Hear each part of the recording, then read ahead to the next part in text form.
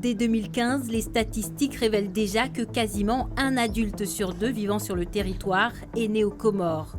En 10 ans de départementalisation, Mayotte a connu un basculement démographique. Plus de 9000 naissances chaque année, 70% des nouveau-nés sont de mères comoriennes. En 2010, on comptait déjà plus de 26 400 reconduites à la frontière. 9 ans plus tard, l'État double les moyens de lutte contre l'immigration clandestine. Le chiffre des reconduites dépasse 27 400. Les moyens déployés et surtout les politiques mises en œuvre ne correspondent pas du tout à la réalité du terrain. Et les chiffres, en fait, montrent simplement l'inertie et le faire-semblant qu'il y a au niveau des autorités préfectorales. Nouveau phénomène, l'arrivée massive de migrants d'Afrique continentale.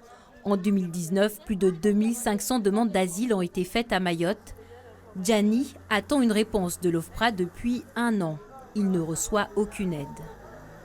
Je demande des aides à gauche, à droite. Il y a quelques Maoris qui nous donnent à manger, qui nous donnent la place pour dormir. Donc c'est comme ça. La plupart des Africains déboutés de leur demande d'asile restent bloqués sur l'île, tout comme les Comoriens titulaires d'un titre de séjour. À Mayotte, une législation spécifique les empêche de partir vers l'Hexagone.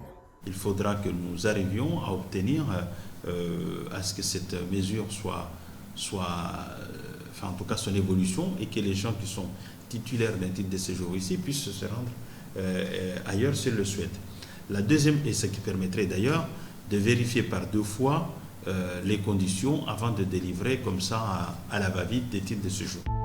Une part considérable de ces migrants vit de l'économie informelle, mais sur le territoire le plus pauvre de France, toutes ces difficultés cumulées engendrent de plus en plus de conflits.